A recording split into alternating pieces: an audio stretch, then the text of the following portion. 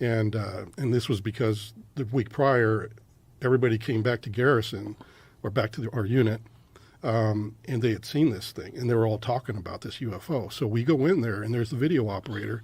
He has us all write our names down, whether we were there and saw it the first week or not.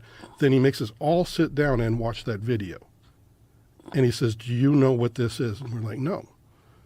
And then he just said, "Okay, thank you." And then we, after everybody that was there saw it and wrote their name down, we were allowed to leave.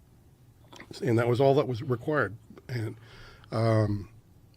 so I was like, well, what was that all about? But then as I'm exiting, this lady that had been sitting against the wall on the far part of this little hut that we were in, and she like grabs my arm and she just says, "There's somebody on the range.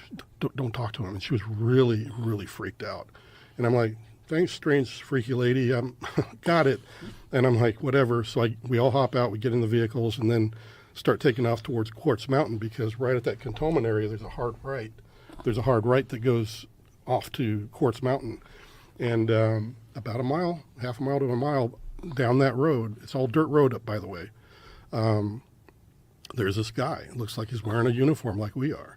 He got battle dress uniform on. So he sees us, and he starts to look like he's running, and he's got this really weird run, like his arms are kind of flailing behind him. It's like he was running against a hurricane wind, and it was like he was going to fall over at any time. And I was like, yeah, it's a bit windy today, but it ain't that bad. So it looked really strange. And then I began to notice his skin tone looked like he might be hypothermic. And I'm thinking, oh, crap, this dude's been out here. It's freaking freezing out here, because it was a very cold day, and the wind was blowing. It was, those cold days where it didn't matter how many layers you had on.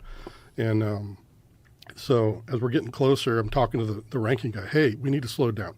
So anyway, I'm thinking, this guy's probably in big trouble. I need to pull off my jacket. I need to give him something to get warm real quick. So I'm starting to do that, and we're approaching, and by the time I get my jacket most of the way off, he's right there at the corner of the front of the car. And so he looks pale? Is that what you're saying? He looked like an albino with a very bluish kind of undertone. If you could imagine, So you're assuming you're immediately associating that with he's freezing.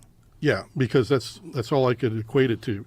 Right. And then as I'm starting to open my door to try to administer aid to this guy, the dude in the front passenger seat screams he's got no ears.